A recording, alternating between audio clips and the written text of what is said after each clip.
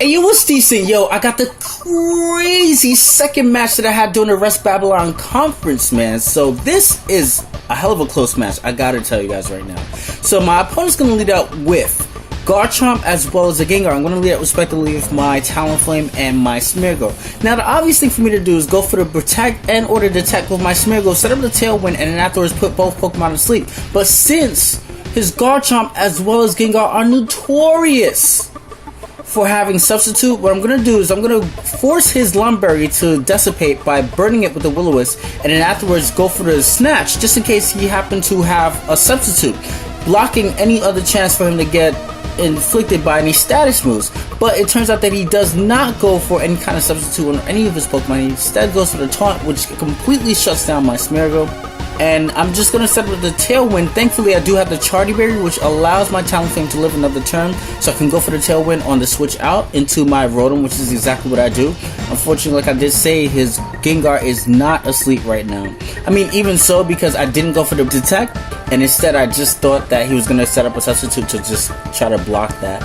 But now I'm just going to set the Tailwind before he kills me with the Rock Slide. And unfortunately for him, Rock Slide isn't going to connect with my Smeargle, as you guys did see last turn. So I do still have my Focus Sash intact.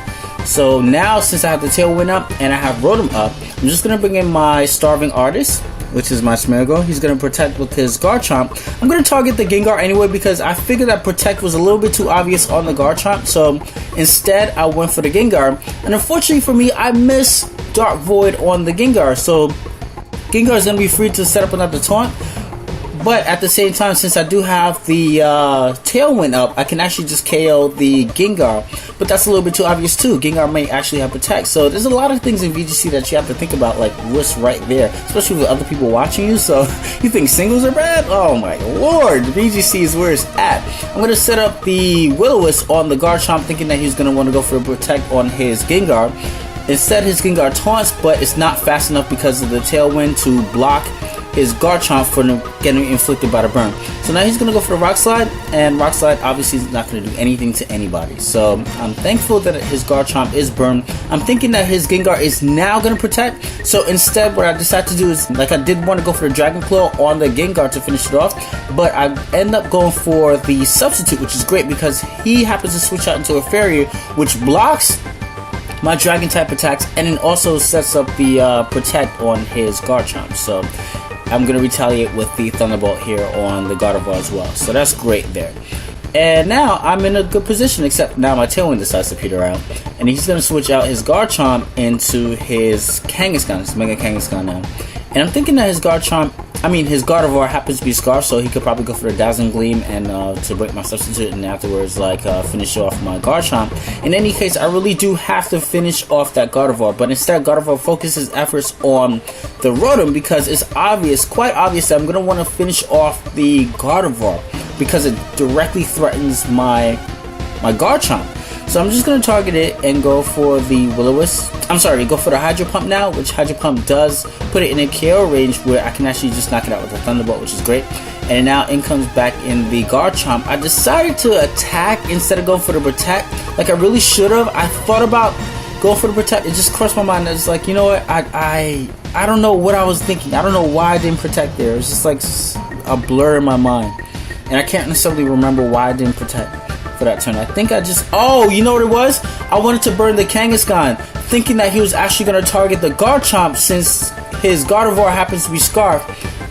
That's what it was. His Gardevoir Scarf, I figured that he wanted to save it for a little bit later on, so I wanted to target the Kangaskhan, thinking that he was going to target my Garchomp behind the Substitute. Okay, that's what it was. That's why I didn't Protect. So now I make a play here, which I honestly regret. I thought about it. I was like, yo, I know this dude's going to go out into Gardevoir, but I did not act on my own prediction. Instead, go for the Dragon Claw to try to focus on the Mega Kangaskhan because that's a huge problem. So now we're back in with Scarf Gardevoir. He could easily go for the Dazzling Gleam, but Dazzling Gleam, the problem with that is that it won't finish off the Rotom, and it will only break Garchomp Substitute. It's not exposed to it. And my Garchomp, as you guys did see right here, cannot speed his Garchomp before it gets the opportunity to finish off my Rotom, actually. My Rotom with the Dragon Claw, if you want to tag in the Dazzling Gleam as well as the Dragon Claw, but despite his Garchomp being burned. So what that in turn means is that if he went for that combination there's a good possibility that I could have foreseen that, which I kind of did and acted accordingly. And then afterwards finish off his Gardevoir. He definitely did need his Gardevoir for later on. So now he goes for the fake out, and it does not break my substitute because I do have 16 HP investments, which also means that now since I'm protected by my detect, I can easily knock out the Gengar with the Dragon Claw and not have to worry about my moveset being thwarted by Gengar's taunt, which is great. It puts me in a great position here.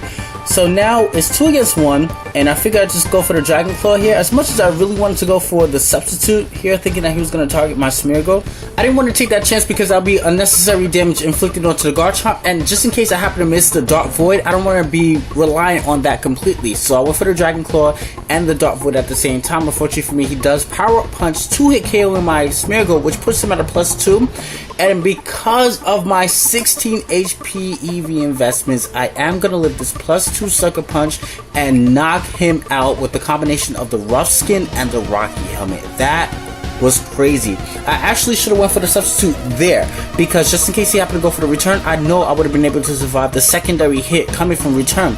And if he went for the Sucker Punch anyway, which he just did, he wouldn't inflict any damage to me before I inflict the Earthquake damage onto him. So that really was a messed up play on my part. Hopefully I won't make plays like that in the future, and I will see you guys later. Peace. What you doing?